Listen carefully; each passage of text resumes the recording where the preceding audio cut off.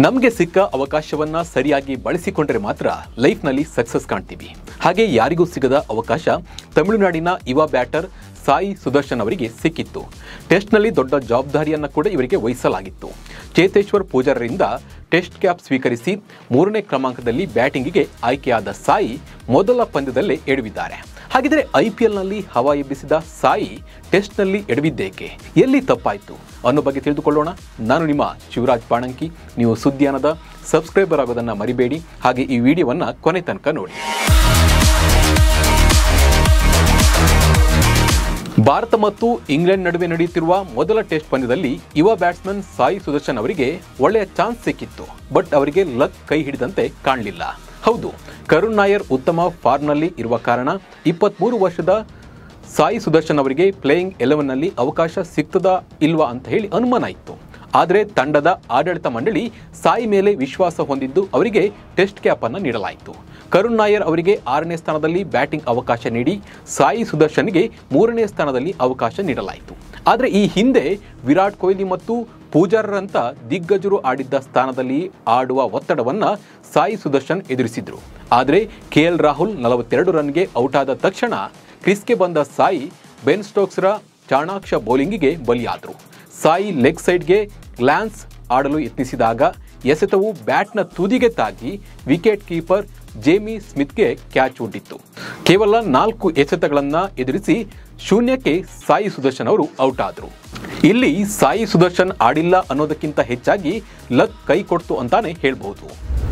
ಸುದರ್ಶನ್ಗೆ ಅವಕಾಶ ನೀಡಲು ಕಾರಣವೇನು? ವಾಸ್ತವವಾಗಿ ಸಾಯಿ ಸುದರ್ಶನ್ ಅವರಿಗೆ ಪ್ರಥಮ ದರ್ಜೆ ಕ್ರಿಕೆಟ್ನಲ್ಲಿ ಹೆಚ್ಚಿನ ಅನುಭವವಿಲ್ಲ. ಆದರೆ ಇದರ ಹೊರತಾಗಿಯೂ ಅವರಿಗೆ ಚೊಚ್ಚಲ ಟೆಸ್ಟ್ ಪಂದ್ಯವನ್ನು ಆಡಲು ಅವಕಾಶವನ್ನು ನೀಡಲಾಗಿದೆ. ಇದಕ್ಕೆ ಕಾರಣ ಸುದರ್ಶನ್ ಚೆಂಡನ್ನು ತಡವಾಗಿ ಆಡೋದರಲ್ಲಿ ನಿಸ್ಸೀಮರು, ಹಾಗೆ ದೀರ್ಘ ಇನ್ನಿಂಗ್ಸ್ಗಳನ್ನು ಆಡುವಲ್ಲಿ ಹೆಸರುವಾಸಿಯಾಗಿದ್ದಾರೆ. ಹೀಗಾಗಿ ಇವರಿಗೆ ಟೆಸ್ಟ್ನಲ್ಲಿ ಅವಕಾಶವನ್ನು ನೀಡಲಾಗಿದೆ. ಒಳ್ಳೆಯ ಅವಕಾಶ ಸಿಕ್ಕಿದ್ರೂ ಸುದರ್ಶನ್ ಮೊದಲ ಇನ್ನಿಂಗ್ಸ್ನಲ್ಲೇ ನಿರಾಶೆ ಮೂಡಿಸಿದ್ದಾರೆ. ಸುದರ್ಶನ್ ಇಲ್ಲಿಯವರೆಗೆ ಪ್ರಥಮ ದರ್ಜೆ ಕ್ರಿಕೆಟ್ನಲ್ಲಿ 7 ಶತಕಗಳನ್ನು ಬಾರಿಸಿದ್ದು 5 ಅರ್ಧ ಶತಕಗಳನ್ನು ಬಾರಿಸಿದ್ದಾರೆ. ಸುದರ್ಶನ್ ಆಯ್ಕೆಗೆ ಮತ್ತೊಂದು ಮುಖ್ಯ ಕಾರಣ ಅಂದರೆ ಇತ್ತೀಚೆಗೆ ಮುಗಿದ IPLನಲ್ಲಿ ಅವರ ಪ್ರದರ್ಶನ. ಗುಜರಾತ್ ಪರ ಆರಂಭಿಕನಾಗಿ ಅಮೋಘ ಪ್ರದರ್ಶನ ನೀಡಿದ ಸುದರ್ಶನ್ ಟೂರ್ನಿಯಲ್ಲಿ 759 ರನ್ ಬಾರಿಸುವ ಮೂಲಕ ಆರೆಂಜ್ ಕ್ಯಾಪ್ ಕೂಡ ಗೆದ್ದಿದ್ರು. ಆದರೆ ಸಾಯಿ ಸುದರ್ಶನ್ ಅವರ ಈ ಶೂನ್ಯ ಭಾರತೀಯ ಕ್ರಿಕೆಟ್ ಇತಿಹಾಸದಲ್ಲಿ ಅಪರೂಪದ ಘಟನೆಯಾಗಿದೆ.